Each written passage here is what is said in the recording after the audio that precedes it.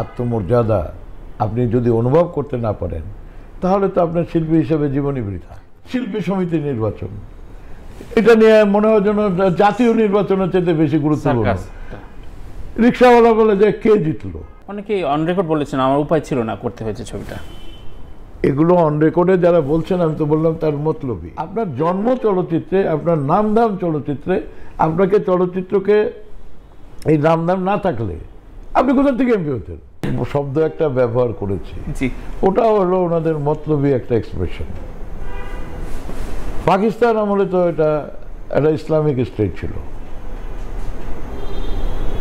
তো তখন গান বাজনা হয় নাই, সিনেমা হয় নাই, নাচ গান হয় নাই।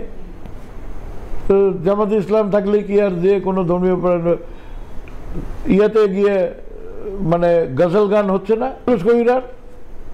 তো মুসলিম ওয়ার্ল্ডে আপনার টার্কি, ইরান চলচ্চিত্ররা তো অ্যাডভান্স এখন না, যুগ যুগ ধরে।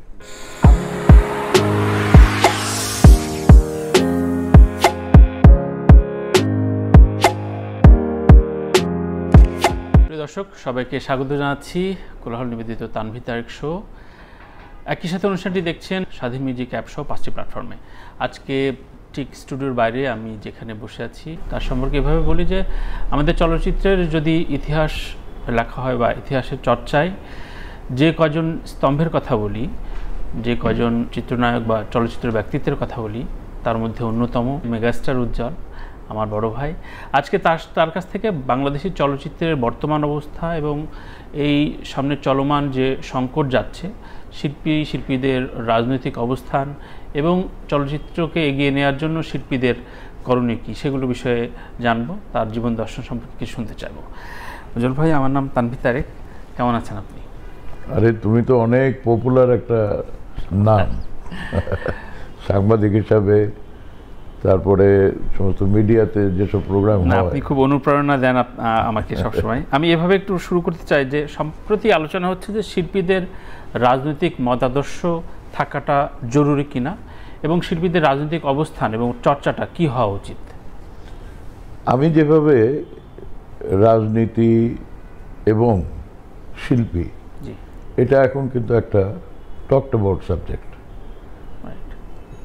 বিগত সরকারের সময়ে বিভিন্নভাবে শিল্পীদের পার্টিসিপেশনে সাধারণ মানুষ, যারা দেশের জনগণ, যারা আমাদেরকে স্বীকৃতি দিয়েই শিল্পী হিসাবে জন্ম দিয়েছেন।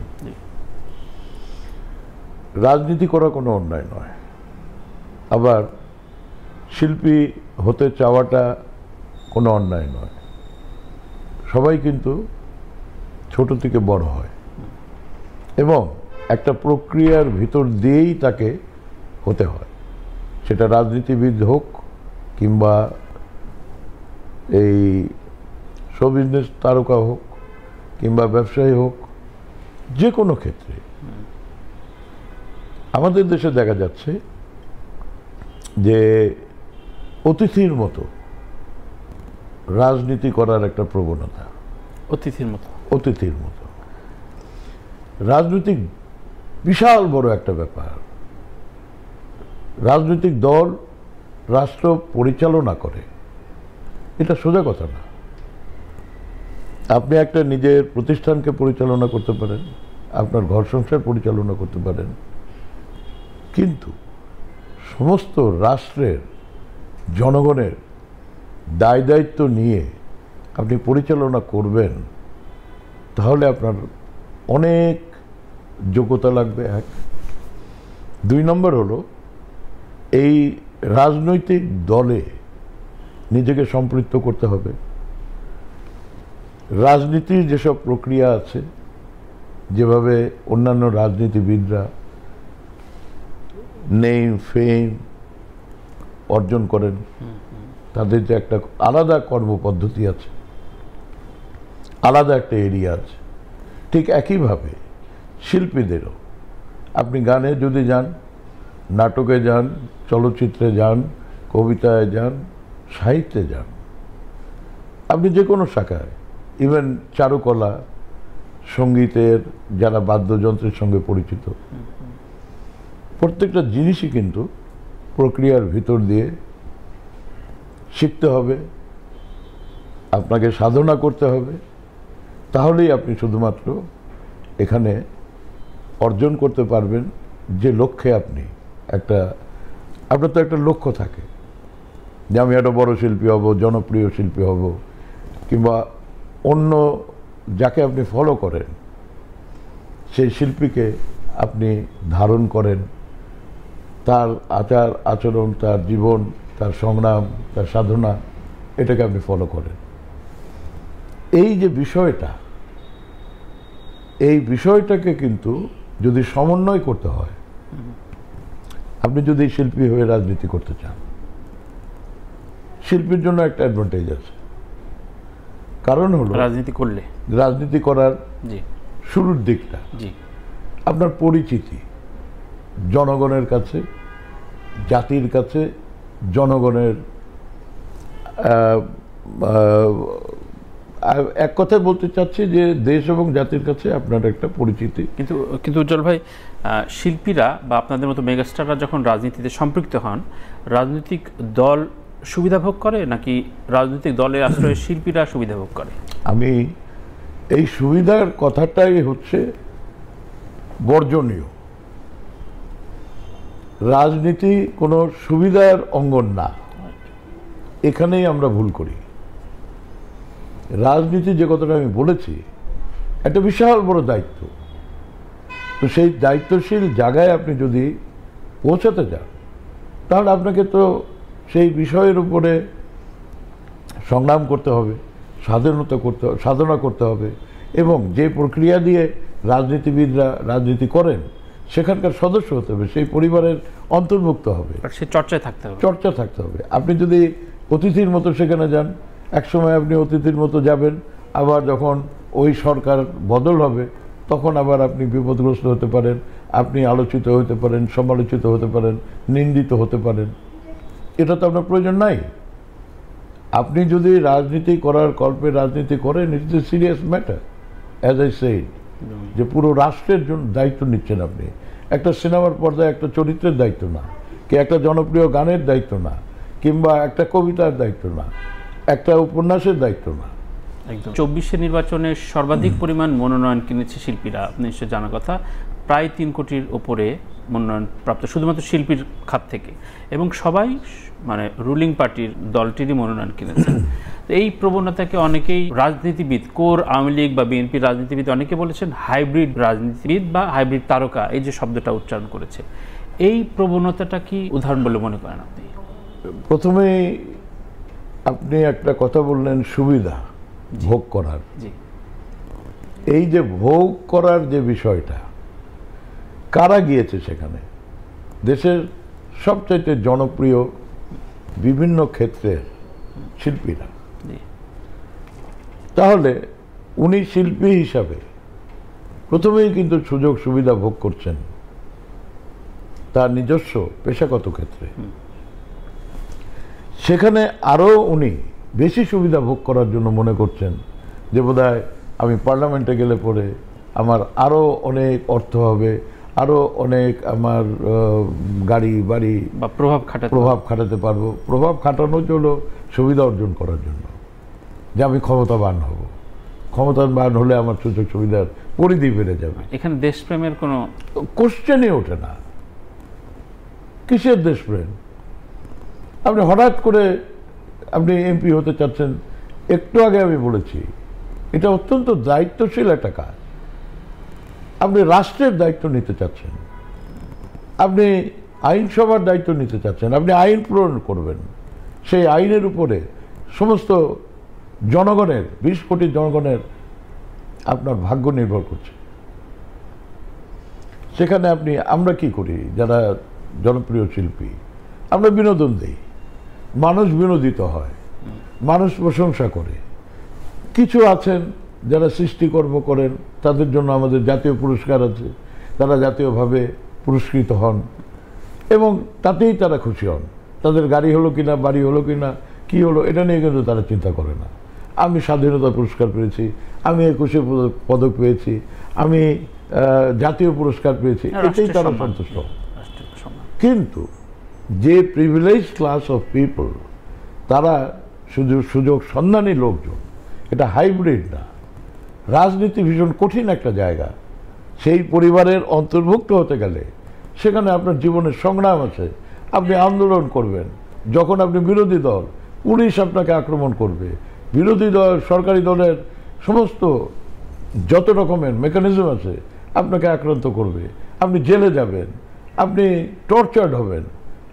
এ তো ভয়ঙ্কর একটা জায়গা। সেখানে একটা শিল্পী সেখানে ওই কাজ করতে যাবে। হ্যাঁ, আপনি করতে গেলে আপনি শিল্পীত্বকে সাথে নিয়ে আপনি রাজনৈতিক দলে যান, অংশগ্রহণ করেন, তাদের পরিবারের অন্তর্ভুক্ত হন, তাদের একজন হন, তারপরে সেই দল আপনাকে যদি নমিনেশন দেয়, আপনাকে যদি এমপি করে, আপনাকে যদি মন্ত্রী করে, তাহলে কোনো আপত্তি থাকবে না। সেক্ষেত্রে প্রতিবারই আসলে যে আলোচনাটা হয়, দীর্ঘদিনের একটা সরকার থাকলে যেটা হয় যে যারা হয়তো রুলিং পার্টির সাথে একটু কাছাকাছি থাকতেন, যাদেরকে আমরা এখন দলদাস নামে আখ্যা দিচ্ছি, তারা অন্যদের ক্ষেত্রে প্রভাব খাটাতো। প্রকাশিত সংবাদ, বিগত সাধারণ সম্পাদক রাজুকের বিভিন্ন রকম ফ্ল্যাট থেকে জমি কেনার কমিশন খেতেন। তো এই যে বিষয়গুলো এবং অন্যান্য শিল্পীদের প্রতি বিভিন্ন পর্যায়ের প্রভাব তিনি খাটাতে পারতেন। আপনাদের সমকালীন বিভিন্ন রকম মতাদর্শের কলিগরা ছিলেন, আপনি, সোহেল রানা, রাজ্জাক ভাই, ওয়াসিম। তা আপনাদের ভেতরে কি পারস্পরিক প্রভাব খাটানোর বিষয়, যে আমার দল ক্ষমতায় বা আমি একটু রাজনৈতিক আনুকূল্য পাই বলে ও হয়তো ছবি কম পেলো কিংবা হয়তো ওই টেন্ডারটা পেলো না, এরকম আচরণ কি তখন ছিল? আমি অন্যদের কথা তো বলতে পারি না, কিন্তু আমি আমার কথাটা বলতে পারি। আমার রাজনৈতিক যে মানে কানেক্টিভিটি, বিএনপির প্রতিষ্ঠাতা শহীদ রাষ্ট্রপতি জিয়াউর রহমানকে উপলক্ষ করে। কিন্তু যতদিন পর্যন্ত আমি অ্যাক্টিভ পলিটিক্স করিনি, ততদিন পর্যন্ত আমি কখনোই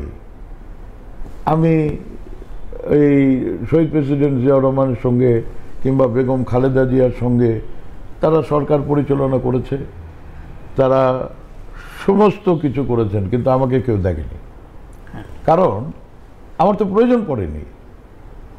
আমি চলচ্চিত্রে অভিনয় করি, কিংবা আমি আজকে ছোটোখাটো প্রতিভা নিয়ে যেখানে আছি, তো সেটাকে যারা তৈরি করেছেন, সেটা তো কোনো রাজনৈতিক দলের নেতা নেত্রী না। একদম। সেটা তৈরি করেছেন আমার পরিচালক, আমার প্রযোজক, আমার সহশিল্পী, আমার দর্শক, তারা আমাকে তৈরি করেছেন। সুতরাং এই তৈরি হওয়াতে আমার তো কোনো রাজনৈতিক প্রভাবের প্রয়োজন পড়েনি, কারোই পড়েনি। রাজ্জাক ভাইয়েরও প্রয়োজন পড়েনি, সোহেল রানারও প্রয়োজন পড়েনি, আলমগীরেরও প্রয়োজন পড়েনি। আমি তো মানে তখন আমরা ধ্যান জ্ঞান আমাদের ছিল চলচ্চিত্রে, যে যেখানে আমরা কাজ করছি সবাই আমরা একটা পরিবারভুক্ত ছিলাম। বিভিন্ন ছবিতে অভিনয় করছি, বিভিন্ন প্রযোজকের কাজ করছি, বিভিন্ন পরিচালকের কাজ করছি, যার যাকে প্রয়োজন তিনি তাকে নিচ্ছেন। কিন্তু এখানে কখনোই কোনো রাজনৈতিক প্রভাব বলয় এটা তৈরি করতে আমরা নিরুৎসাহিত করেছি। আমি আমার কথা বললাম, আমি এটাতে বিশ্বাস করি না। আপনি রাজনীতি যদি করতে হয়, রাজনৈতিক দলের অফিস আছে, আপনি সেখানে যান, সেখানে অন্তর্ভুক্ত হন, সেখানে রাজনীতি করেন, রাজনৈতিক যেখানে করার দরকার সেখানে করেন। এটা তো হলো আমাদের একটা পেশাগত এরিয়া। বাংলা চলচ্চিত্রের গত বারবারই 15-16 বছর আসবে বিভিন্ন রকম লেখালেখির ক্ষেত্রে যেমন সীমাবদ্ধতা প্রকাশ করা হয়েছে। চলচ্চিত্রে নাটকে কখনো পুলিশকে খারাপ দেখানো যায়নি, একটা আমলাকে খারাপ দেখানো যায়নি, একটা আইনজীবীকে খারাপ দেখানো যায়নি। তাতে যেটা হয়েছে, রাজনৈতিক কোনো গল্প তৈরি হয়নি, যেটা সামাজিকভাবে আমি টাচ করতে পারি যে এটা আমার সমাজের গল্প। আপনার কাছে কি মনে হয় বাংলা চলচ্চিত্রের ধস নামার ক্ষেত্রে এই যে এই ধরনের একটা বড় প্রভাব রয়েছে যে আপনি সীমাবদ্ধ করে দিচ্ছেন? এটা মানে আমি যেটা বলতে চাই যে আমাদের চলচ্চিত্রটা হচ্ছে সরকার নিয়ন্ত্রিত। হ্যাঁ, এফডিসি সরকারি, জি। আপনি সেন্সর করবেন সরকারি, আপনি ট্যাক্স দেবেন সরকারি, সিনেমা হলে যাবেন, ট্যাক্স দিবেন, কিংবা সিনেমা হল মালিক সম্পূর্ণভাবে একটা সরকারের নিয়ন্ত্রণাধীন একটা সেক্টর। যেখানেই সরকার থাকে জি সেই সরকার সেটাকে নিয়ন্ত্রণ করার চেষ্টা করে বিভিন্নভাবে। ঠিক চলচ্চিত্র সেই আমাদের যে সেন্সর কোড, এই কোডটাই হচ্ছে সমস্যা। খালি আবার এটা সমস্যা না, এখানে নিয়ন্ত্রণ করার জন্য লিখেই দেওয়া আছে, আপনি যা যা বললেন যে নিয়ন্ত্রণ করা হয়, আপনি কোনো ব্যাড পুলিশ দেখাতে পারবেন না, পলিটিশিয়ান দেখাতে পারবেন। এখন এই যে সেক্টরের বিভিন্ন জায়গায় কারা এই চলচ্চিত্রকে ব্যবহার করে আসছে দীর্ঘদিন, আপনি যদি মেক বিলিভ করাতে পারেন একটি চরিত্রকে, কিংবা একটি স্ক্রিপ্ট রাইটার যদি মেক বিলিভ করাতে পারেন এই চরিত্রটি আরোপিত না, এই চরিত্রটা ফোর্সিবলি আমি একটা আমার মোটিভের কারণে আমি উপস্থাপন করছি না, সেই ক্ষেত্রে আপনি যদি এখানে যদি হাজার হাজার ছবি হয়েছে, আপনি দেখেন ব্যাড পুলিশ আছে, আপনি দেখেন ব্যাড পলিটিশিয়ান আছে, সেন্সর কোড থাকার পরেও কিন্তু এগুলো পর্দায় আসে। তাহলে পরে সমস্যাটা কোথায়? চলচ্চিত্র এটা আগে এরকম ছিল, কিন্তু যখন বাণিজ্যিকভাবে চলচ্চিত্র একেবারে সাংঘাতিক প্রতাপশালী একটা সেক্টরে রূপান্তরিত হলো, তখন যে কেউ প্রডিউসার হচ্ছে, যে কেউ ডিরেক্টর হচ্ছে, যে কেউ ক্যামেরাম্যান হচ্ছে, যে কেউ স্ক্রিপ্ট রাইটার হচ্ছে, যে কেউ মিউজিক ডিরেক্টর হয়ে যাচ্ছে। এটা তো হওয়ার কথা না। তাহলে আর মেধা কোথায়? এদেশে যারা গান তৈরি করেছে, সুরকার সত্য সাহা, আলাউদ্দিন আলী, আলম খান, আরও সুবল দাস, তাদের গান এখনো চলছে। এখনকার জেনারেশনও যে কোনো বারবার করে এগুলো হচ্ছে। আপনি চলচ্চিত্রের ক্ষেত্রে যাদের নাম বললাম, আপনি খান আতা, জহির রায়হান, মমতাজ আলী, এতশাহ, মুস্তাফিজ, এই যে কারদার, কই?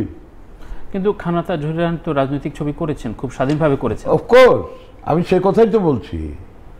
তো উনারা যেটা করেছেন সেটা তো সেন্সর বোর্ড আটকায় নাই।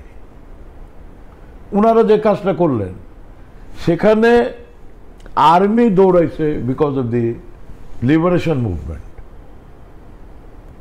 রাজনৈতিক কারণে, নট ফর দি ফিল্ম। ওই লোকটার, মেধাবী লোকটাকে আক্রমণ করার জন্য, আক্রান্ত করার জন্য চেষ্টা করে, নট পার্টিকুলার ফিল্ম। আত্মমর্যাদা আপনি যদি অনুভব করতে না পারেন তাহলে তো আপনার শিল্পী হিসেবে জীবনই বৃথা। শিল্পী সমিতি নির্বাচন, এটা নিয়ে মনে হয় যেন জাতীয় নির্বাচনের চেয়ে বেশি গুরুত্বপূর্ণ। রিক্সাওয়ালা বলে যে কে জিতলো, অনেকেই অন রেকর্ড বলেছেন আমার উপায় ছিল না, করতে হয়েছে ছবিটা। এগুলো অন রেকর্ডে যারা বলছেন, আমি তো বললাম তার মতলবই। ফিল্ম সারা বিশ্বেই, ভারতে গত 10 বছরে বিজেপিকে কেন্দ্র করে, বিজেপিকে হাইলাইট করে কমপক্ষে 20 থেকে 25টার ছবি হয়েছে। অক্ষয় কুমার সহ অনেকেই অভিনয় করেছেন, সমালোচিত হয়েছেন।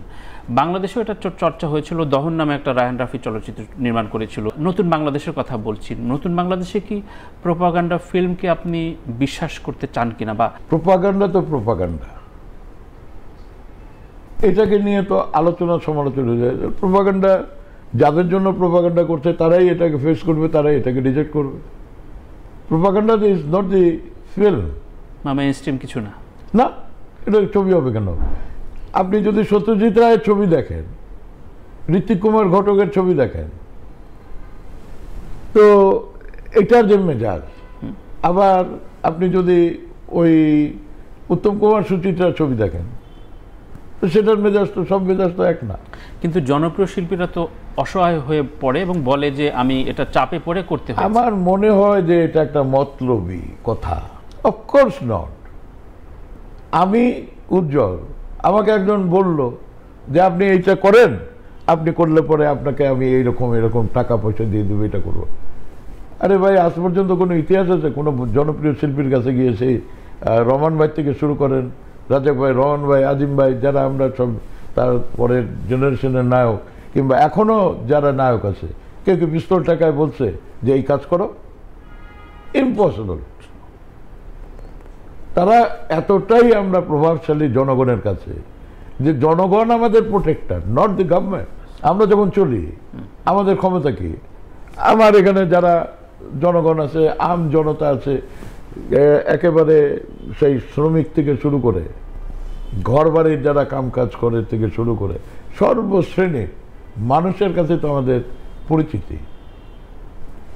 ইভেন যে সন্ত্রাসী তার কাছে তো আমি পরিচিত, সেও আমাকে হ্যাম্পার করবে না। তো তাহলে আমি কি কারণে একটা বাজে কথা বলছি যে একটা রাজনৈতিক দল যারা রাজনীতি করে এই দেশ এবং জাতির কর্ণধার হয়? অনেকেই অন রেকর্ড বলেছেন আমার উপায় ছিল না, করতে হয়েছে ছবিটা। এগুলো অন রেকর্ডে যারা বলছেন আমি তো বললাম তার মতলবী। এখন সেই মতলবী লোককে নিয়ে আমি তো মনে করি যে আলোচনার দরকার নেই। যেটা বলছি ওই মতলবী লোক দেখবেন যে একসময় অসহায় হয়ে যাবে, তার জনপ্রিয়তা চলে যাবে, কেউ তাকে চিনবে না। ওই যে তাকে বলেছে সেও তাকে চিনবে না যখন তার জনপ্রিয়তা থাকবে না, যখন তার অবস্থান থাকবে না। আপনি যদি ইতিহাস পর্যালোচনা করে দেখেন যে আজকে যাকে যে কথা আমি বলছি আমার আগে সেই পজিশনে কে ছিল, এখন সে কি করছে। চমৎকার উজ্জ্বল ভাই। উজ্জ্বল ভাই, সম্প্রতি আপনি এফডিসিতে গিয়ে যুথবদ্ধ হয়ে একটি সংগঠন সহ এবং সব শিল্পীদের নিয়ে কাজ করার কথা বলেছেন। আমার প্রশ্ন যে গত 15 বছর অনাগ্রহ প্রকাশ করেছেন যাওয়ার ব্যাপারে বা কোনো কমিটিতে যাওয়ার ব্যাপারে, সে ব্যাপারে কি পরিবেশ আপনার বিষয়ে আপনি বিক্ষিপ্ত ছিলেন কিনা? প্রস্তাবনা যে এই কথাগুলো বললেন এটা গত 10 বছরে আপনি বলতে পারেননি কিনা? অবশ্যই আমি বলতে পারিনি, কারণ এই 15 বছর আমি অ্যাক্টিভ পলিটিক্যাল পার্টির সঙ্গে জড়িত। আমি পোর্টফোলিও হোল্ডার, জি। আমি বাংলাদেশ জাতীয়তাবাদী দলের সাংস্কৃতিক বিষয়ক সম্পাদক। খুব স্পষ্ট। জি। তো সুতরাং আমি তো এনলিস্টেড পলিটিশিয়ান, আমি তো নায়ক হিসাবে সেখানে না, কিন্তু যে নায়ক উজ্জ্বল নো। আমি দীর্ঘদিনের প্রক্রিয়ার ভিতর দিয়ে আমি এখানে আমার সঙ্গে প্রত্যেকের, আমি যখন যাই পার্টি অফিসে আমি প্রোটোকল মেনটেন করি অবশ্যই, কিন্তু নায়ক হিসাবে আমার অ্যাক্সেস এভরিওয়্যার। রাইট। কিন্তু যখনই আমি পলিটিশিয়ান আমি কিন্তু আমার প্রোটোকল যেখানে সেই ব্যারিয়ার এটাকে আমি ক্রস করি না। যে কারণে এই যে যারা পলিটিক্যাল লিডার্স আছে যারা ওই ব্যারিয়ার ক্রস করে না, যারা প্রোটোকলে বিশ্বাস করে, রাজনৈতিকতা একটা প্রোটোকল আছে, তাদের কাছে আমার গ্রহণযোগ্যতা আছে। না তা তো অবশ্যই, কিন্তু এটা দায় কিনা ব্যর্থতা কিনা? আমি আসছি চলচ্চিত্রের। এখন চলচ্চিত্রের গত 15 বছরে যে ঘটনাটা ঘটে গেল, প্রথমেই 15 বছর চলচ্চিত্রেও কোনো সেইভাবে নির্মাণ হয়নি। এই এফডিসি যেটা সুতিকাগার চলচ্চিত্রের, ইট ইজ গ্রাউন্ডেড। ছোটোখাটো যারা ছবি টবি নির্মাণের জন্য চেষ্টা করে, গান বাজনা করে, ডাবিং করে, বাইরে বাইরে সমস্ত ঘর বাড়িতে স্টুডিও তৈরি হয়ে গেছে, ক্যামেরা রেন্টাল পাওয়া যায়, লাইট পাওয়া যায়, তারা সেখানে কাজ করে। সেটা তো কোনো প্রফেশনাল জিনিসই হলো না। Film is a very big professional technical একটা media. Film is combination of all the arts, আপনার গান, সেট, এভরিথিং। এটা বিশাল ব্যাপার। সেটা ঘরবাড়ির মধ্যে ছোটোখাটোভাবে আমরা এটাকে যখন আসি তখন আমরা জানতাম film is a lord's game. এটা অর্ডিনারি জায়গা না, লর্ডস গেম। লক্ষ লক্ষ কোটি কোটি টাকা খরচ করে একটা ছবি নির্মাণ হয়, সেটা আবার মানুষের কাছে যায়, সেটা মার্কেটিং করে এটাকে নিয়ে আসা বিশাল ব্যাপার। তো সেটাকে চিন্তা করে আমি তো বিরোধী দলীয় অবস্থানে, ফিল্ম হচ্ছে না, ফিল্মের কোনো রকম যারা দু একটা ফিল্ম টিল্ম যেগুলো তৈরি হচ্ছে ব্যক্তি বিশেষের কাজে আসছে, কিংবা ব্যক্তি বিশেষ তার চিন্তায় তার ধ্যান ধারণায় সেই কাজটি করছে। আমি তো ব্যক্তি বিশেষের সঙ্গে এখন নাই। আমি অ্যাবসলিউটলি রাজনীতি করি, যেহেতু আমাকে চিন্তা করতে হচ্ছে যে হোল সেক্টরটাকে নিয়ে। If I can build up the entire sector, তাহলে পরে সেখান থেকে অটোমেটিক্যালি কানেক্টিভিটি তৈরি হয়ে যাবে, সব কিছু সমাধান হয়ে যাবে চলচ্চিত্রের সমস্ত কিছুর। যা যা অভাব আছে। আর আমি কেন সেই সময় সক্রিয় হতে পারলাম না? সক্রিয় হতে গেলে পরে কার জন্য সক্রিয় হব, কে আমাকে, কারণ এখানে পরিচয় অ্যাসোসিয়েশন নাই সেরকম, এক শিল্পী সমিতি, সিনেমার কর্মকাণ্ড। আমার অবজারভেশন আমি বলি, গত 15 বছরে সিনেমার পর্দায়, টেলিভিশনের পর্দায় কারও কোনো কর্মকাণ্ড নেই, সব বিহাইন্ড দি ক্যামেরা। অবাক করা কাণ্ড। একটা শিল্পী বলতেছে আমি নায়ক, আমি নায়িকা, অথচ সিনেমার পর্দায় নাই, ক্যামেরার পিছনে সে বিশাল তার তৈরি হচ্ছে। Because of the social media. এই সোশ্যাল মিডিয়া একটা নেগেটিভ পার্ট রোল করতেছে। Negative, of course. আপনি ভাইরাল করার জন্য যে কোনো একটা নেগেটিভ জিনিসকে অলওয়েজ প্রজেক্ট করছেন। ইট ওয়াজ নেভার পসিবল। আমরা যখন কাজ করেছি, পর্দার মধ্যে আপনাকে আসতে হবে, পর্দার মধ্যে আপনাকে আপনার ট্যালেন্ট দেখাতে হবে, যেখানে কাজ করেন সেখানে আপনার মেধাকে দেখাতে হবে। আপনি গান করেন, গান গেয়ে আপনি সেইখানে জনপ্রিয় হতে হবে। আমার ইচ্ছা হলো, আর আমি একটা গানের মধ্যে হেডফোন নিয়ে নিজে নিজে একটা গান গেয়ে দিলাম, আমি সিঙ্গারও গেলাম, আবার ওইটা সোশ্যাল মিডিয়ার মধ্যে নিজেই দিয়ে দিলাম। এখন কি হয়েছে সোশ্যাল মিডিয়া? আগে তো ছিল বিটিভি, একটা বিটিভি ছিল, আমরা 3 ঘন্টা ট্রান্সমিশন হতো। এখন তো প্রত্যেক ইন্ডিভিজুয়াল টেলিভিশনের মালিক, রাইট, বিকজ অফ দি এইটা। তো এটা একটা ভয়ঙ্কর ব্যাপার। তো আপনি যেই কথাটা উল্লেখ করলেন সেই প্রশ্নটা আমার পরে আসছিল যে দীর্ঘদিন ধরে প্রশাসক দ্বারা নিয়ন্ত্রিত এফডিসি, এবং সবচেয়ে বড় বিষয় বারবার আলোচনায় আসছে যে প্রডিউসার অ্যাসোসিয়েশন সংগঠিত হতে পারছে না, নির্বাচন হতে পারছে না, কারণ এখানেও রাজনৈতিক প্রভাব রয়েছে। যে কোনোভাবে একটা স্টে অর্ডার নিয়ে এসে নির্বাচনটা বানচাল করে দেওয়া হয়। এই যে একটা দীর্ঘদিন কতগুলো বছর ধরে প্রযোজক, যেটা বলা হয় আসলে চলচ্চিত্রের সবচেয়ে বড় সংগঠন, মাদার অর্গানাইজেশন, তো এই জায়গায় স্থবিরতা এবং রাজনৈতিক হস্তক্ষেপগুলো সামনের দিনে আপনার কোনো পরামর্শ এবং উদ্যোগ আছে কিনা? কারণ এটা সবচেয়ে বড় ক্রাইসিস বলে মনে করে সবাই। আপনি যতটা বড় করে চিন্তা করছেন, আপনাকে আগেই আমি বলেছি, সিনেমা হচ্ছে না, কেউ ক্যামেরার সামনে কর্মকাণ্ডে নাই, ক্যামেরার পিছনে কর্মকাণ্ড হচ্ছে। শিল্পী সমিতি নির্বাচন, এটা নিয়ে মনে হয় যেন জাতীয় নির্বাচনের চেয়ে বেশি গুরুত্বপূর্ণ। রিক্সাওয়ালা বলে যে কে জিতলো। ওই আমি উত্তরা ক্লাবের জিম করি, রেগুলার যাই, ওখানে বড় বড় সমস্ত গার্মেন্টসের মালিক টালিক, as you know it's a big social club, অনেক মানে সুপ্রতিষ্ঠিত লোকজন, সব দিক দিয়ে ব্যক্তিত্ব লোকজন, তারা জিজ্ঞাসা করে ভাই কে জিতলো? আমি নিষ্পলক দৃষ্টিতে তাকিয়ে থাকি, নিশ্চুপ। বিব্রত হন নিশ্চয়ই? অবশ্যই, আমি সাইলেন্ট হয়ে যাই। যাদের কথা বলছে, যাদের নাম বলছে, তারা তো পর্দায় নাই, একদম তাকে নিয়ে আলোচনা হচ্ছে, হুইচ ইজ ইম্পসিবল। এটা পৃথিবীর কোনো জায়গায় আপনি পাবেন না যে পর্দায় নাই, তাকে নিয়ে তাকে নিয়ে মাতামাতি করা হচ্ছে।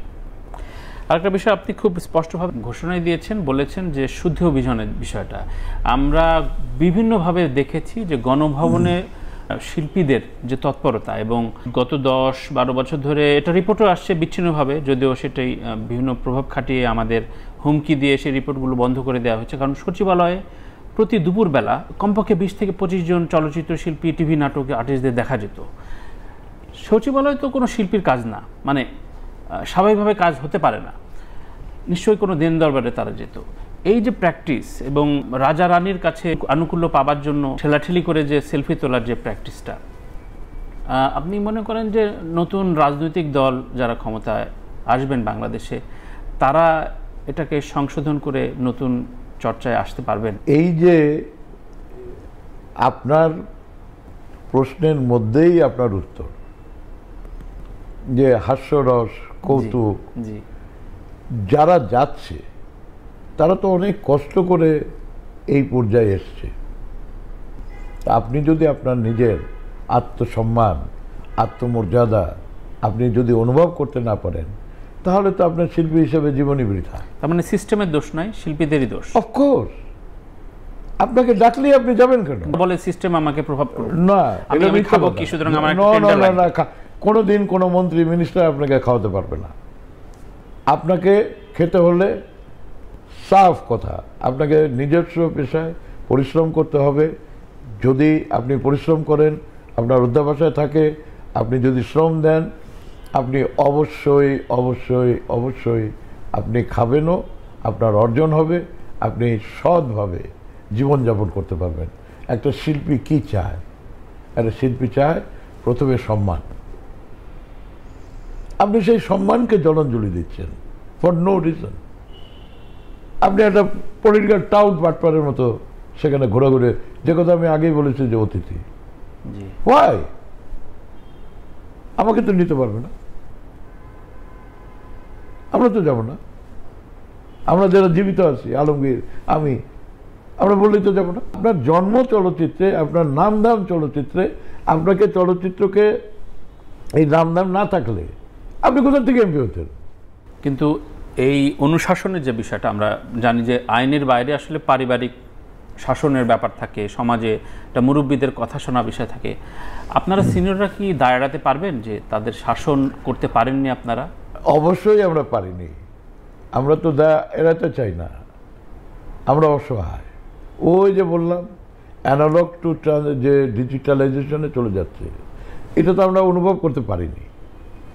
এই যে অনুভব করতে পারিনি, সেই কারণেই আজকের এই দৈন্যদশাটা। কিন্তু তাতে কিচ্ছু যায় আসে না, ইনফ্রাস্ট্রাকচার আছে, জি, এটা তো চলে যায়নি। আপনার ফ্লোর আছে, স্টুডিও আছে, ক্যামেরা আছে, আর্টিস্ট আছে, এভরিথিং ইজ প্রেজেন্ট।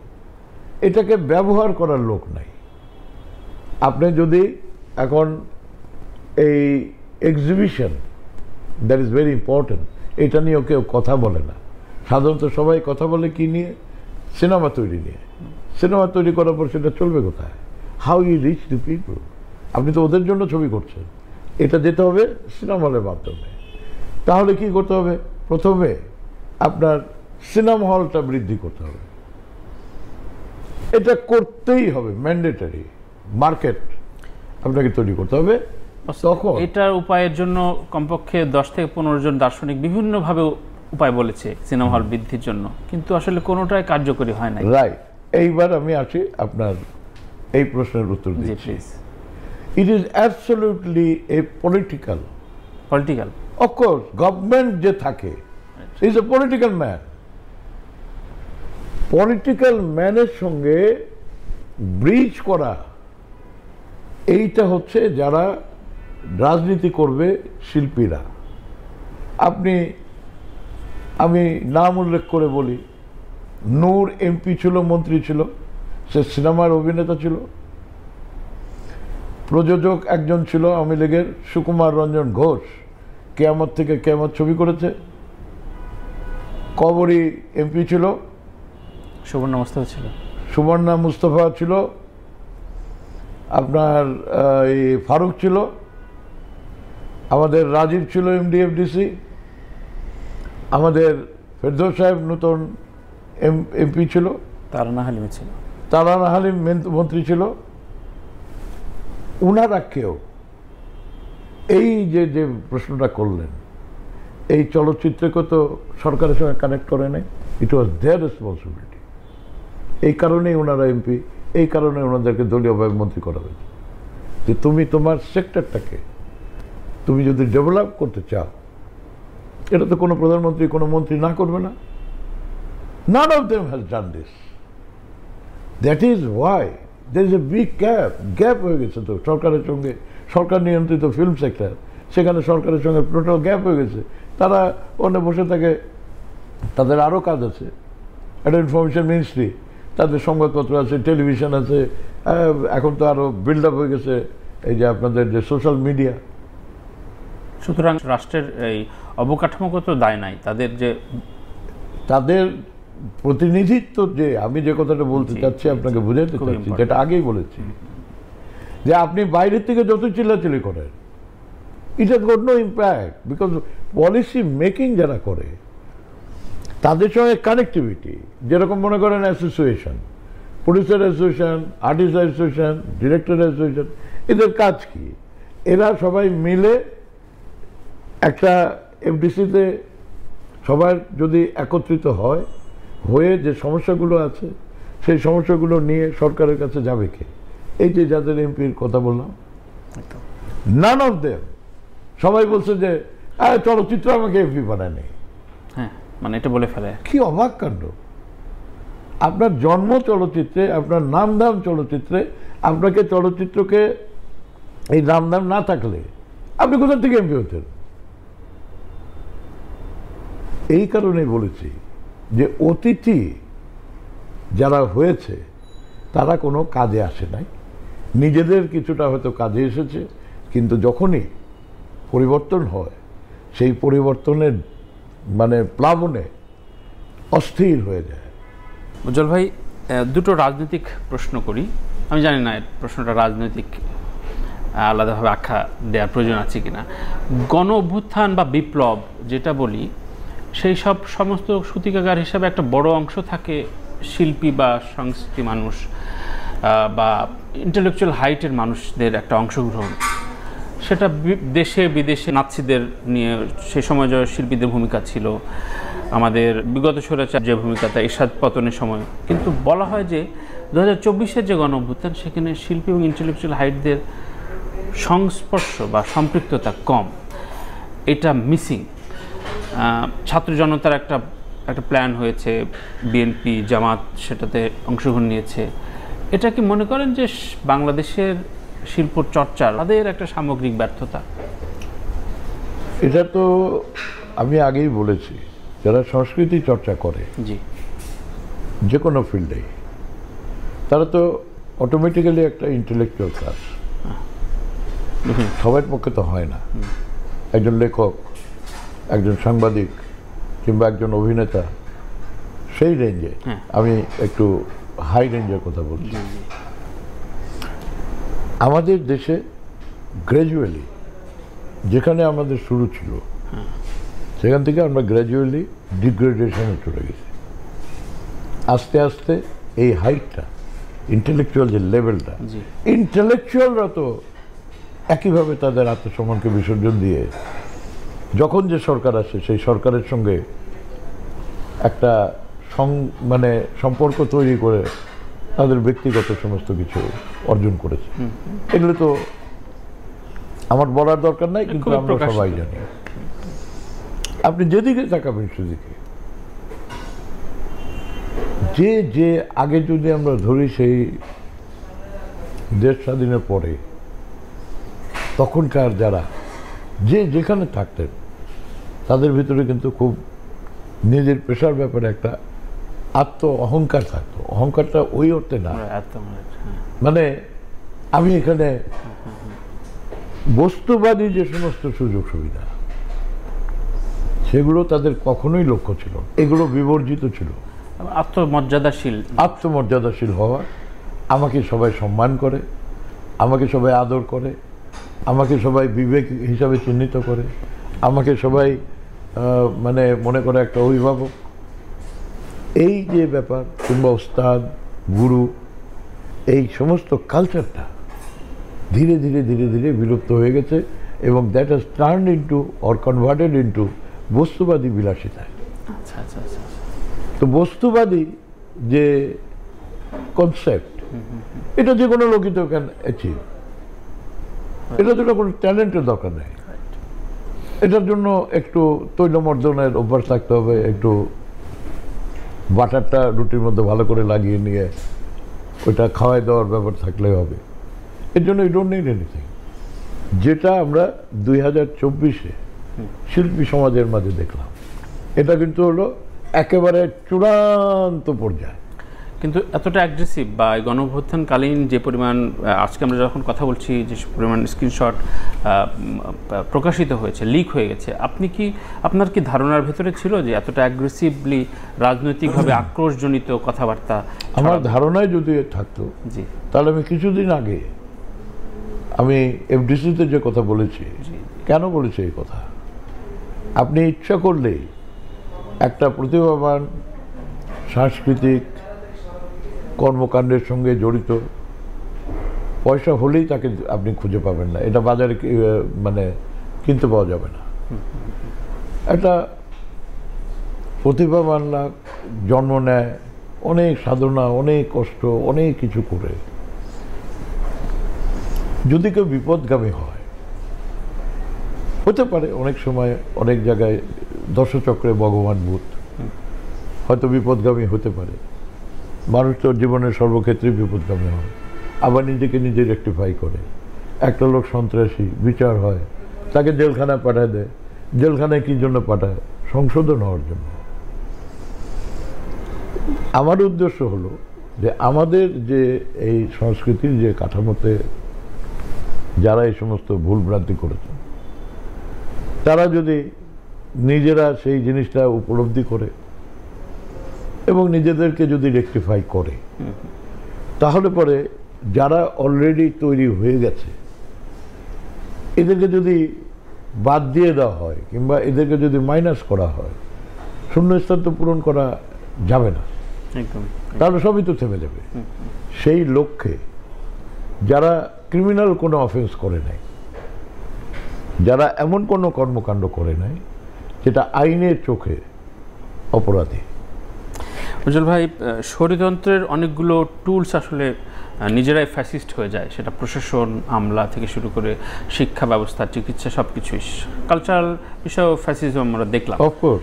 তো এই জায়গায় একসময় আমরা সবাই বিভিন্ন স্তরের মানুষদের কাছ থেকে শুনতাম যে না, আমার জীবদ্দশা বোধ হয় এটার আর পতন হবে না, সুতরাং আমার এই আনুকূল্যের ভেতরে জীবনটা বয়ে যেতে হয়। আপনার কি ধারণা ছিল যে এই পর্যায়ে 2024-এর টার্মটা মাত্র 6 মাস গড়াতে পারলো না, এবং এই পতনের মূল 3টে কারণ যদি আপনার অবজারভেশনটা বলেন, কি কারণে? এটা আপনার যে প্রশ্নটা, জি, আমাদের জীবনের অনেক লম্বা একটা পথ পরিক্রমার ভিতর দিয়ে আমরা আমাদের জীবনটাকে দেখেছি। আমরা 52-র ভাষা আন্দোলন সম্পর্কে তখন ছোট থাকলেও আমাদের জানা আছে। 62-তে আন্দোলন আমরা জানি, 69-এর আন্দোলন জানি, 71-এর মুক্তিযুদ্ধ জানি, 75-এর ঘটনা জানি, 77-এর ঘটনা জানি, 82-এর ঘটনা জানি, 91-এর ঘটনা জানি, 96-এর ঘটনা জানি, 2001-এর ঘটনা জানি। আমাদের কোনো বই পুস্তক পড়ার দরকার নেই, ওর মধ্যেই ওয়ান অফ দি ক্যারেক্টার, একদম অবজারভার, ক্যারেক্টার বলবো না তো, অবজারভার। আমরা তো এটাকে অবজার্ভ করেছি, দেখেছি কিসের সময় কি হয়। সরাসরি সম্পৃক্ত ছিলেন কিছু জায়গায়, সেগুলো তো সম্পৃক্ততা হয়তো অত সক্রিয় না হলেও, মানে তখন তো হচ্ছে যে আমরা নিজেরাও তো নিজেদেরকে প্রতিষ্ঠিত করার আগ্রহ থাকবে। নিজের কাম ফালাই দিয়ে এখনকার মতো আমি ওই রাজনীতিতে সক্রিয় কি আন্দোলনে সক্রিয়, এটা হতে গেলে আমি সিনেমা না করবো কখন, কিংবা আমার সংসার হবে কখন, আমার পরবর্তী জেনারেশন হবে কখন। তো সেই লক্ষ্যে যেটা বলছি আর কি, যে এই অভিজ্ঞতার আলোকে যেটা মনে হয় যে যখন আপনি এক্সট্রিম কোনো অন্যায় করবেন, এক্সট্রিম কোনো অপরাধ করবেন, যখন এই অপরাধে আপনি অপরাধী হবেন, তখন প্রকৃতি তার জবাব না, প্রকৃতি সে প্রতিশোধ নেবে। আজকের যে ঘটনা, আমরা গত 15 বছর রাজপথে দাঁড়াতে পারি না, ঘর বাড়িতে থাকতে পারি নাই, আমাদেরকে হত্যা, গুম, মানে ইনকাম মানুষের আহাজারিতে ভরপুর, কোর্ট কাছারি, মামলা মোকদ্দমা, খালেদা জিয়ার মতো একটা নেত্রীকে যেভাবে টর্চার করা হয়েছে, আর আমাদের বর্তমান ভারপ্রাপ্ত চেয়ারম্যান জনাব তারেক রহমানকে যেভাবে টর্চার করা হয়েছে।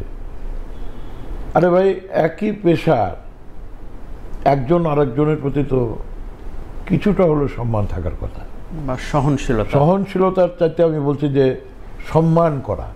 সহন আপনি নাই বা করলেন যে ঠিক আছে আমি মানি না, এটা আপনার মনে ইগো আপনাকে প্লে করলো। কিন্তু আমি একজন অভিনেতা, ফিল্মের নায়ক, আমি আরেকজন অভিনেতা নায়ককে ইনস্ট্যান্ট কানেক্ট হবে তো।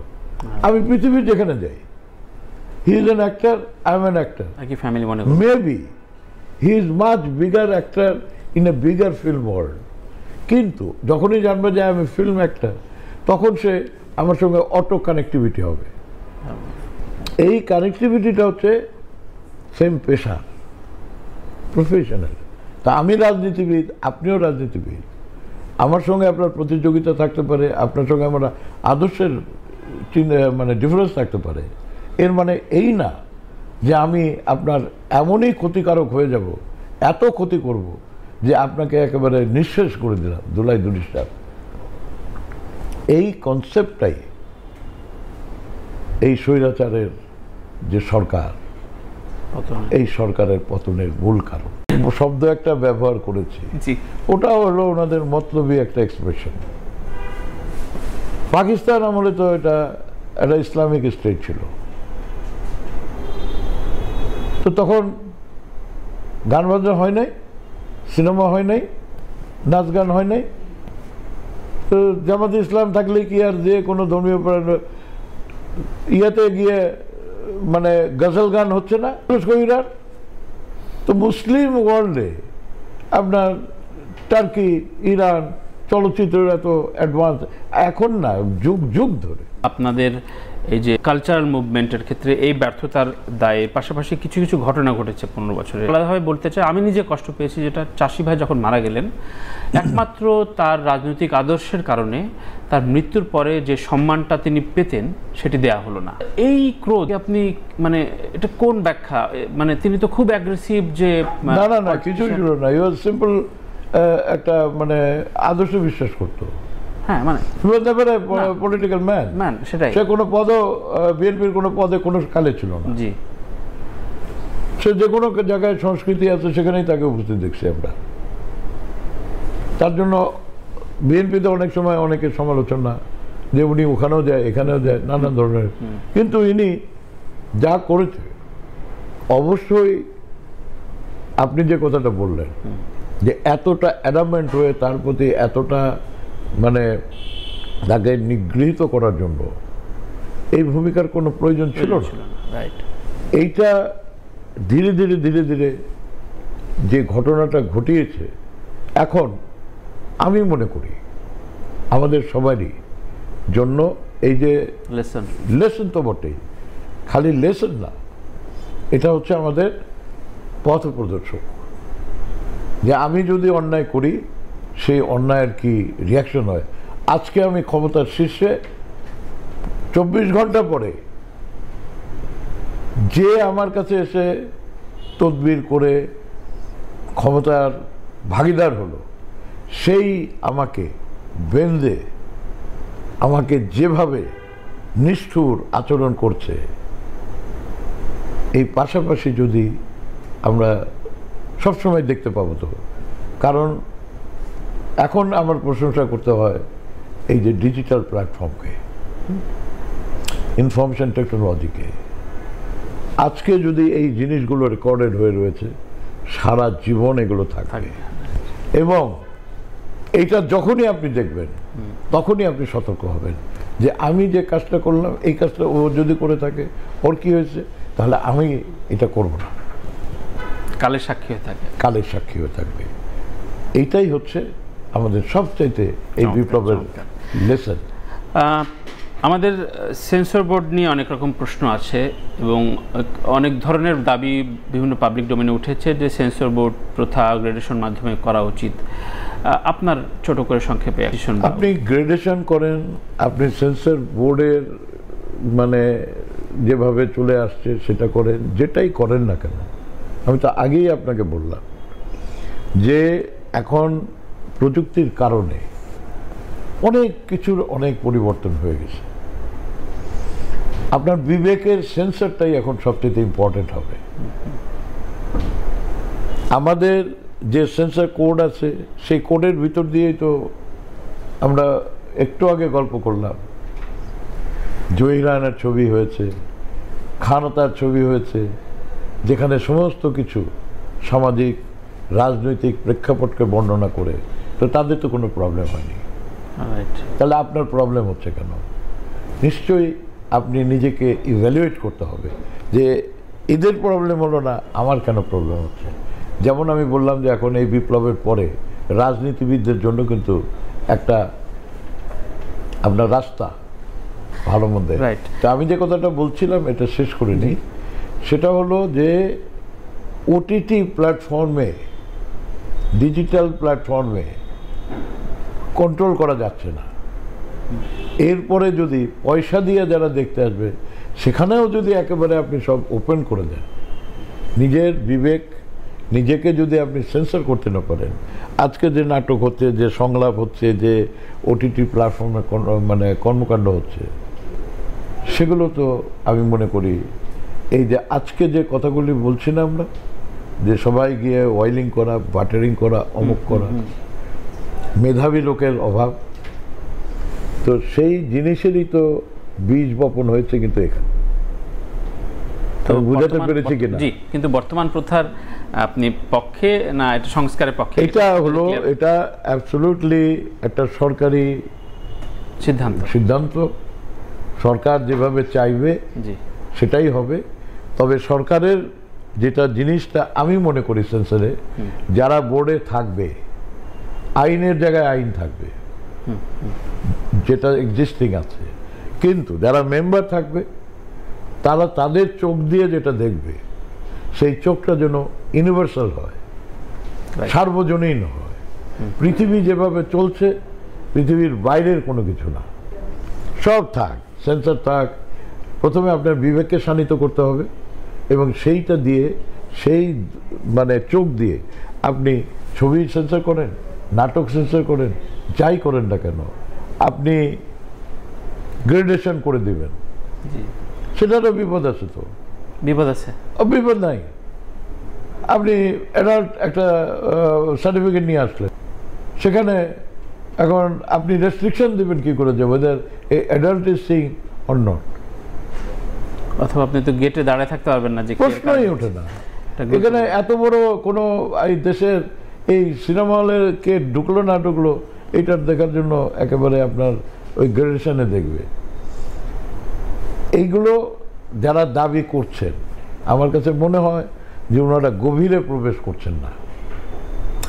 আপনি যদি মনে করেন যে একটা অ্যাডাল্ট ছবি তৈরি করবেন, তো অ্যাডাল্ট ছবি তৈরি করে আপনার সেন্সর করা দরকার, আপনি চালা দেন না,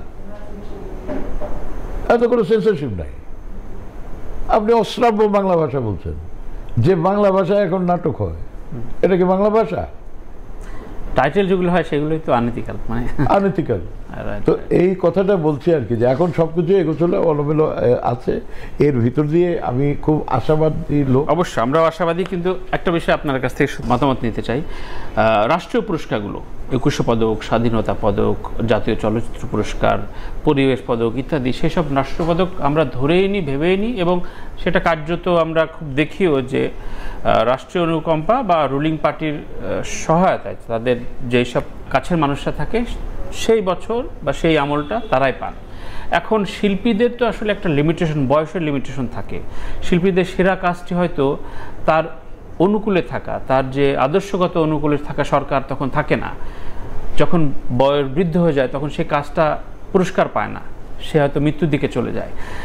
এর একটা বড় ধরনের সংস্কার প্রয়োজন কিনা, একটা তত্ত্বাবধায়ক কমিটি হওয়া প্রয়োজন কিনা, যেটা আসলে এইটাকে একটা আনুকূল্য দেবে। মানে আপনার কথা আমি বুঝতে পেরেছি।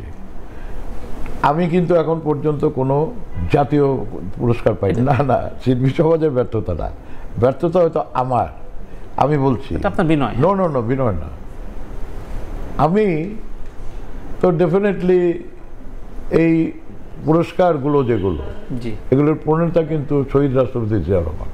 এটা আমি গর্ব সহকারে বলছি এই জন্য যে ওনার ভিতরে কনসেপ্ট ছিল, এই যে কথাটা বললাম যে সংস্কৃতিসেবী যারা এই ধরনের মেধাবী লোক, তাদেরকে টাকা পয়সা দিয়া তো সম্মানিত করা যাবে না, তাকে এইভাবে জাতীয়ভাবে তাদেরকে পুরস্কৃত করতে হবে এবং এই সম্মানটা হচ্ছে তাদের প্রাপ্য। উনি বঙ্গভবনে ফিল্মের জাতীয় পুরস্কার দেওয়া শুরু করলেন, সেটা ধীরে ধীরে বেড়ে গেছে, চলে গেল হলো মানে স্টেজে এসে এটা অবস্থান নিল। আপনি যে কথা বলছেন এই দলীয়করণের বিষয়টা, এটা তো গত 15 বছরে এটা অত্যন্ত মানে রূঢ়ভাবে এগুলো এসছে, এর আগে কখনোই ছিল না। আপনি যারা আওয়ামী লীগ করতো, আলমগীর অনেক জাতীয় পুরস্কার পেয়েছে, বেগম খালেদা জিয়ার, উনি তো আওয়ামী লীগের সমর্থক। আপনার ওই গাজী মাজহারুল আনোয়ার কিংবা মনে করেন চাষী নজরুল ইসলাম, মুনিরুজ্জামান মুনির, আরও অনেকে পাইছে। তো সেইখানে হচ্ছে যে আপনি ডেফিনেটলি এই পুরস্কারগুলো দিবেন একজন মেধাবী লোককে। এক কথা, এইটা কোনো আপনি যতই আপনি যে কমিটি করেন, যত যাই করেন, যে কথাটা আমি বললাম যে আপনি আপনার মেধা, ব্রেইন, যে দায়িত্বে আপনি নিয়োজিত আছেন, সেটাকে আপনার এক্সপিরিয়েন্স, আপনার মেধা, আপনার বিবেক, আপনার মনন, সব কিছুকে প্রয়োগ করে আপনি সিদ্ধান্ত দেবেন। কারণ আপনি বিচারকের ভূমিকা। আবার ঘুরে ফিরে বলতে হয়, রাজনীতিবিদ যেরকম রাষ্ট্র পরিচালনা করার দায়িত্ব ছিল, আপনি তখন একটা বিচারকের ভূমিকায় থাকবেন। সেখানে ঠিক আছে 10%, 20%, 30% মানে কিছুটা থাকবে, এটা তো হঠাৎ করে একেবারে সব করা যাবে না। কিন্তু টোটালিটিতে যেন মনে হয় যে কারেক্ট একটা সিদ্ধান্ত, এটা খুবই জরুরি। আমরা বিগত সরকার আমলের অনেকেই ইন্টারভিউ নিয়েছি। ইনফ্যাক্ট বিগত সাংস্কৃতিক মন্ত্রী আমাদের নূর ভাই, তার সাথে কথোপকথন থেকে শুরু করে অনেকেই বলেছেন যে একটা কথা বলতেন, এবং সেটা পরবর্তীতে শেখ হাসিনার মুখেও আমরা শুনলাম যে বিকল্প নাই। এবং আমরা যখন অন্য কোনো রাষ্ট্র ব্যবস্থা, অন্য কোনো সরকার আসবে, বিএনপি জামাত আসলে গান বাজনা ঠিকমতো করা যাবে না, ফিল্ম হবে না, কিন্তু এটা তারা বিক্রি করতো বা বলতেন। এটা তখন তো উন্মুক্তভাবে শিল্পচর্চাই হবে না। আমি একটু জানতে চাই আপনাকে, একজন রাজনীতিবিদদের কাছে আমি যে শব্দ একটা ব্যবহার করেছি, ওটা হলো ওনাদের মতলবী একটা এক্সপ্রেশন। পাকিস্তান আমলে তো এটা একটা ইসলামিক স্টেট ছিল, তো তখন গান বাজনা হয় নাই, সিনেমা হয় নাই, নাচ গান হয় নাই। তো জামাতে ইসলাম থাকলে কি আর যে কোনো ধর্মীয় ইয়াতে গিয়ে মানে গজল গান হচ্ছে না কবিরার? তো মুসলিম ওয়ার্ল্ডে আপনার টার্কি, ইরান চলচ্চিত্রের এত অ্যাডভান্স এখন না, যুগ যুগ ধরে। তো আপনি আপনার মেধা, আপনার এই সৃষ্টিকে সার্বজনীন করতে না পারলে এই দোষ তো আপনার, এই দোষ তো অন্য কারোর ঘাড়ে চাপিয়ে দিয়ে যে ওরা আসে গেলে পরে, আরে ওরা আসবে কি না আসবে সেটা তো রাষ্ট্র পরিচালনা করবে, জনগণ সিদ্ধান্ত নেবে। এটা নিয়ে আপনি কি কথা বলেন? আপনার সংস্কৃতি, তো সংস্কৃতির জায়গায় সংস্কৃতি হবে, সেখানে সবই হবে, সেটা কি বন্ধ হয়ে যাবে নাকি? সব জনগণ যেটা চাইবে, সংস্কৃতি তো সেটা, ইটস এ কন্টিনিউয়াস প্রসেস। জনগণ যদি না চায়, that is a different thing. তাহলে পরে ওই একই হবে। যদি ওরকম আফগানিস্তানের মতো বিপ্লব হয়, সরি এই উদাহরণটা বারবার, যে হ্যাঁ আফগানিস্তানের মতো যদি বিপ্লব হয়, তখন খালি সংস্কৃতি কেন, সবই তো বন্ধ। আপনার শিক্ষা প্রতিষ্ঠান বন্ধ, মেয়েদের বাড়ানো যাবে না, এই করা যাবে না, ওই করানো যাবে না। তো ওটা কি হয়েছে? আলটিমেটলি টেম্পোরারি, এটা সাময়িক, সার্বজনীন হতে হবে। তো সবচেয়ে বড় ভাইটাল আশঙ্কার বিষয় বা প্রশ্নের সম্মুখীন হয় যে ভারতের সাথে আসলে আমাদের রাজনৈতিক সম্পর্ক এবং সাংস্কৃতিক সম্পর্ক কি অবস্থানে যাবে? আমি এই উপরে আমি মনে করি যে মন্তব্য করার, হ্যাঁ, যেটা আমি যোগ্য মনে করি না। তো সেই ব্যাপারে আমি মন্তব্য করতে চাই না। এটা এই জন্য যে এটা পররাষ্ট্রের যে সম্পর্ক, সরকার অন্যান্য রাষ্ট্রের সঙ্গে কিভাবে সম্পর্ক গড়ে তুলবে, এই ব্যাপারে তো আমার সেরকম কোনো, আপনার একটা প্রত্যাশার জায়গা তো থাকতে পারে। আমার প্রত্যাশার জায়গা হচ্ছে যে সবার সঙ্গে বন্ধুসুলভ আচরণ করে যাওয়ার কথা। আচ্ছা, তাহলে আরেকটু সহজভাবে প্রশ্নটা করি। এখন যে সিচুয়েশনে আছে, তখন 4টা ওটিটি প্ল্যাটফর্ম বাংলাদেশের সাথে জয়েন্টলি কাজ করে ভারতের। আমাদের সাপটা চুক্তি নামে একটা চুক্তি আছে, যেটাতে আসলে বিনিময় হয়, কিন্তু আমাদের ছবি কোথায় প্রচার হয় সেটা আমরা জানি না। কিন্তু ওখানকার দামি দামি ছবি আসে এবং এক ধরনের দালালরা সুবিধা ভোগ করে। এটাও দুই দেশের আন্তঃমন্ত্রণালয়ের একটা বিজনেস। এই দুটোর বাইরে সাংস্কৃতিক বলয়ে আরও কিছু লেনদেন রয়েছে, সেটি ফিল্ম কেনা থেকে শুরু করে আমাদের এফডিসির কিছু কালচারাল টেন্ডার থেকে শুরু করে সেটা জড়িত। এইগুলোর অবস্থানটা সংস্কার প্রয়োজন কিনা আপনি আপনি এটা গুরুত্বপূর্ণ আপনি উত্তরটা যেটা চাই। রাইট, আপনি যে কথাটা বললেন আপনার প্রশ্নের ভিতরেই উত্তর আছে। এটা তো হলো দুর্নীতি। জি। আপনি যেটা বললেন জি এটা তো দুর্নীতি। যেখানে যেটাই অনিয়ম জি সেটাই তো দুর্নীতি।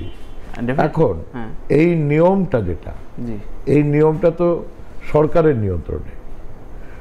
সরকার আর স্টেক হোল্ডারের দাবি থাকবে যে আমরা যেন, এটা হতে পারে একটা দেশের সঙ্গে আর একটা দেশের ব্যবসা হবে না কেন, হ্যাঁ একটা দেশে এটা বরাবর ছিল তো, কো প্রোডাকশন ছিল আগে ফিল্মে।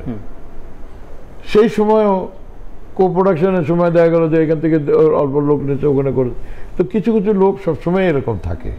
আবার পদ্মা নদীর মাঝিও তো ছবি তৈরি হয় না, এটা তো কো প্রোডাকশন। তো সুতরাং ওয়ান ওয়ে ট্রাফিক কোনোটাই ভালো না।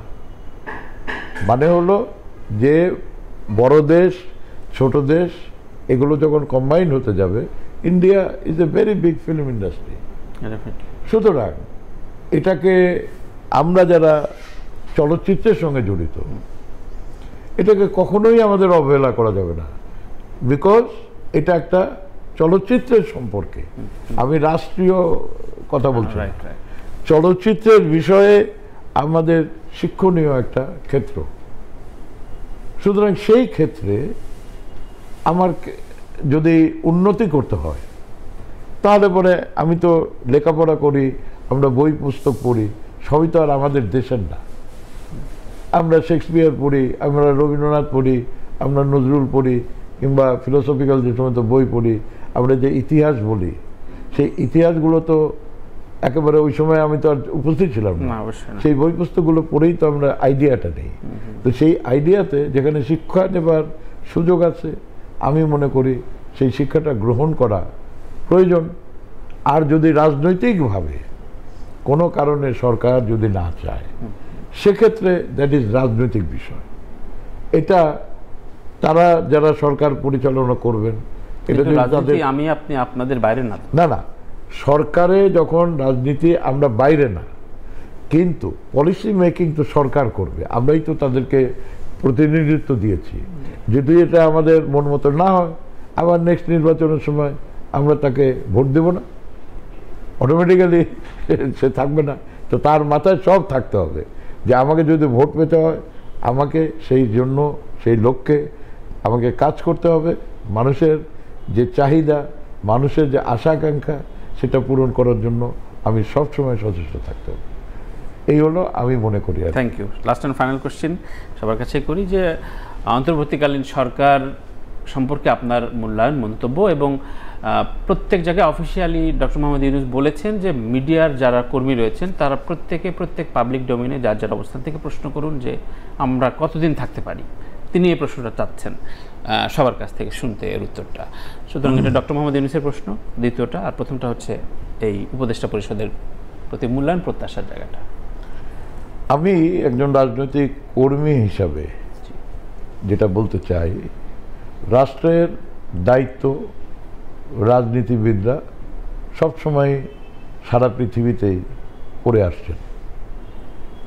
অনেক সময় এটার একটা ব্রেক হয়, সিচুয়েশনাল ব্রেক।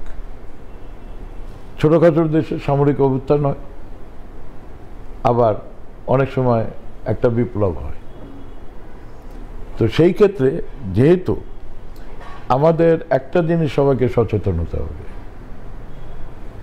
বিগত যে সরকার ছিল তার পতনের মূল কারণ জনবিচ্ছিন্ন ম্যান্ডেট না নিয়ে, ভোট না নিয়ে তারা রাষ্ট্র পরিচালনা করেছেন। জনগণের ম্যান্ডেট নিতে হবে, এটা একেবারে এসেনশিয়াল। সেই ক্ষেত্রে যেভাবে মানুষ তার ভোটাধিকার প্রয়োগ করবে, জনগণ নির্বাচিত করবে, সে 5 বছরের জন্য রাষ্ট্র পরিচালনা করবে। এখন যে সংস্কারের একটা বিষয় আছে, কতদিন থাকবে কতদিন থাকবে না, জনগণের কাছে যদি এই প্রশ্ন বিক্ষিপ্তভাবে বিচ্ছিন্নভাবে করলে হবে না। এর জন্য আপনাকে তাহলে গণভোট করতে হবে। যেদিক দিয়ে আপনি যান জনগণকে স্মরণ করে, বিকজ জনগণই হচ্ছে রাষ্ট্রের মালিক। আমরা যে কথাটা বলে আসছি, জনগণই হলো সকল ক্ষমতার উৎস। সুতরাং জনগণ বিবর্জিত যে কোনো চিন্তা খণ্ডিত করে এভাবে করলে পরে আবার হয়তো সমস্যা তৈরি হতেও পারে, নাও পারে। আমি তো আর কোনো দূরদর্শিতা সম্পন্ন একটা গণক না। কিন্তু ইতিহাস যেটা আমরা দেখলাম, গণবিচ্ছিন্ন ভোটবিহীন সরকার 2-3 টার্ম করার পরে যেভাবে নিন্দিত ধিক্কৃত হয়ে জনগণের কাছ থেকে বিতাড়িত হলো, এইটা আমাদের সবার মাথায় রাখতে হবে। আর আমি যেটা মনে করি যে সংস্কার একটা কন্টিনিউয়াস প্রসেস, কতদিন থাকবে সেই যে বিষয়টা, এই বিষয়টা তো জনগণ দ্বারা নির্ণীত হবে। এবং সংস্কার যেটা করার দরকার, প্রথমেই যেটা শর্ট টার্মে সংস্কার করা দরকার, যে আমাদের ভোট নেওয়ার এবং বিচার বিভাগের যে সমস্ত প্রবলেমগুলো আছে সেগুলোকে ইমিডিয়েটলি সলভ করে একটা সুষ্ঠু জনগণের পার্টিসিপেশনে, রাজনৈতিক দলের পার্টিসিপেশনে একটা নির্বাচন হতে হবে। সেই নির্বাচনে যে বা যারাই জনগণ দ্বারা নির্বাচিত হয়ে আসুক তারা রাষ্ট্র পরিচালনা করবেন। এইটা হবে হলো প্রায়োরিটি। প্রত্যেকটা জীবনেই তো মানুষের প্রায়োরিটি আছে, আপনি তো সব কিছু একসঙ্গে ধরলে পড়ে তো হবে না। এই সংস্কারটা করার পরে আপনারা তৈরি করে যেতে পারেন যে নেক্সট প্রায়োরিটি যেটা, তারপরের প্রায়োরিটি যেটা। যদি এটা মনে হয় যে পরবর্তী যারা নির্বাচন করে নির্বাচিত সরকার আসবে, যে ঠিক আছে আমরা এই সংস্কারের উপরে যাব, কারণ আমাদের প্রধান উপদেষ্টা উনি এদেশের আমাদের সবার কাছে গ্রহণযোগ্য একজন নোবেল লরিয়েট। সুতরাং উনাকে নিয়ে আমাদের কারোই ভাবার কোনো সুযোগ নাই, শঙ্কা নেই। এবং উনি তার ব্যক্তির স্বার্থে কোনো কিছু করবেন না, এ ব্যাপারে আমাদের সবারই একই অভিমত, আস্থা আছে।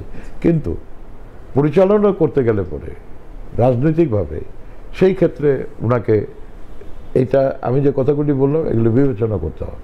আপনি সর্বশেষ এফডিসিতে একটি ভিডিও ক্লিপ দেখিয়েছেন, পাবলিকলি ক্ষমা চাইতে হবে, এবং তারা বলির শিকার হচ্ছেন। কারণ বাংলাদেশে গত অনেকগুলো বছর তারকারা পাবলিক পালসের সাথে যেমন থাকেনি সরকার, তারকারাও থাকেনি।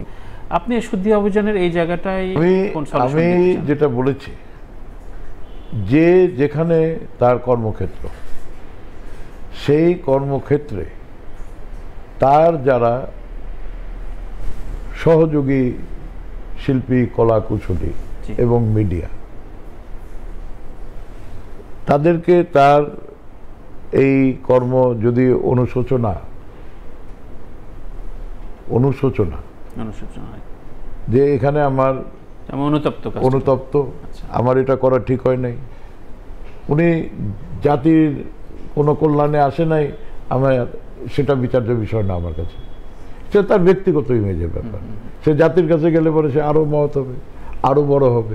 কিন্তু আপনি মোরাল ইস্যু নিয়ে কথা বলছেন। মোরাল ইস্যু, তার এই যে মোরাল ইস্যুটা যখন গ্রহণযোগ্যতা পাবে, তার সারাউন্ডিং করবে কেন, এটা যুক্তি আছে একটা। আপনি যে আবার গিয়ে কাজ করবেন, আপনার যে কোয়ার্টিস্ট, সে যদি আপনার সঙ্গে কাজ না করে, হ্যাঁ, কোয়ার্টিস্টটা তো বঞ্চিত অনেকদিন। আমি সেটা বলি নাই, ABCD এনিবডি, একটা নতুন আর্টিস্ট হতে পারে, একটা ক্যামেরাম্যান, সে বললো যে আমি চঞ্চলের ক্যামেরা চালাবো না। একটা ডিরেক্টর, একটা প্রডিউসার বললো যে কি, একটা মিউজিক ডিরেক্টর বললো যে আমি এর গান বানাবো না, আমি এর গান গাইবো না। তাহলে কি হবে? একটা সুন্দর জিনিস একটা হবে না, অস্থিরতা হবে, এবং সেটা নিয়ে দেন দরবার এটা সেটা এটা চলতে থাকবে, which is not at all মানে এটা কেউই আমার মনে হয় না যে চায়। সুন্দর সলিউশন, থ্যাংক ইউ উজ্জ্বল ভাই। আমার নাম তানভীর তারেক। আপনার পরামর্শ আছে কিনা আমাকে দেবেন? পরামর্শ দেওয়ার কিছু নেই। আমি মনে করি যে তোমাদের মতো যারা এখন সাংবাদিকতায় বিভিন্ন জায়গায় তোমরা কাজ করছো, তুমি তো আমি বহুমাত্রিক প্রতিভা তোমার ভিতরে দেখি, গান, সাংবাদিকতা, লেখা, সোশ্যাল মিডিয়া, ইন্টারভিউ করা, তো সেটা করতে থাকো। এদেশে আমরা এখন সবখানেই আমাদের শূন্যতা, নির্ভরযোগ্য নির্ভরশীল তরুণদের মধ্যেও সেরকম নাই, তরুণরা সব লোভী হয়ে গেছে। এই যে যে চিত্রটা, এটা তো তরুণ, আর যারা পুরনো তাদের অধিকাংশই নাই, পৃথিবীতে না। যারা আছে তারা আত্মসম্মানের কারণে সবসময় তারা বিচরণ করে না। অভিভাবকত্ব যাদের মধ্যে, যারা অভিভাবক হতে পারে, তারাও দূরে দূরে সরে সরে থাকে। এর মধ্যে আমিও একজন। এখন আমি সোচ্চার, কারণ হচ্ছে আমি মনে করি যে যেহেতু আমি রাজনীতির সঙ্গে সম্পৃক্ত, আমার দল যদি কখনো জনগণের দ্বারা নির্বাচিত হয়ে ক্ষমতায় আসে, সেক্ষেত্রে আমি মনে করি যে আমি অবশ্যই এই ক্ষেত্রে যে কথাগুলি আমি বললাম, এখানে সম্পূর্ণ করতে না পারি কিন্তু শুরু করতে পারবো, এইটুকু আত্মবিশ্বাস আমার আছে। দর্শকদের ভালোবাসা নিয়েই তো আজকে আমি এখানে। আমার জন্য আপনারা দোয়া করবেন। আমার যেটুকু সাফল্য সেটুকুর কৃতিত্ব দাবিদার আপনারাই। আমি শুধু চেষ্টা করতে পারি সামনের দিকে যে কথাগুলো বললাম, সেখানে শিল্পীদের, রাজনীতির অনেক বক্তব্যই এখানে আমি দিলাম। তো সেগুলোতে আমি যেটা বলি সেটা আমি সারা জীবন চেষ্টা করেছি করার জন্য, এবং আমার এখন আর ব্যক্তিগতভাবে চাওয়া পাওয়ার কিছু নেই। আল্লাহ তাআলা আমাদেরকে সব কিছু দিয়েছেন। আমরা চাই বাংলাদেশ সুন্দর হোক, ভালো হোক। যারা এই বিপ্লবে শহীদ হয়েছেন, আমার দলের যারা শহীদ হয়েছেন, যারা আজকে অনেকেই পঙ্গু, অনেকেই কষ্টে আছেন, তাদের সবার জন্য দোয়া করি। যারা নাই তারা যেন বেহেশত নসিব করেন আল্লাহ তাআলা। আর যারা আছে তাদের সবাইকে আমরা দেশবাসীর কাছে অনুরোধ করব যে যেভাবে পারেন তাদের সহযোগিতা করবেন। আর এই যে বন্যা হয়ে গেল একটা, সেখানেও আমার মনে হয় যে দেশবাসী সবাই এগিয়ে এসছেন, এবং করে আসার কারণেই কিন্তু আজকে আমরা সেই সংকট থেকে উত্তরণ ঘটাতে পেরেছি। তো আমার জন্য দোয়া করবেন। আল্লাহ হাফেজ। প্রিয় দর্শক, আমি শুরুতে যেভাবে বলেছিলাম, আজকের এই টোটাল লেসন উজ্জ্বল ভাইয়ের সাথে আমি মনে করি বাংলাদেশের শিল্পী সমাজের জন্য একটা বড় ধরনের সিলেবাসই বলবো। সুতরাং এই গুরুত্বপূর্ণ সময় আপনারা উপভোগ করেছেন। নিশ্চয়ই নতুন কোনো অতিথির সাথে আমরা আলাপ জারি রাখবো। সবাই ভালো থাকবো, ভালো রাখবো আপনার আমার পাশের মানুষকে। আল্লাহ হাফেজ।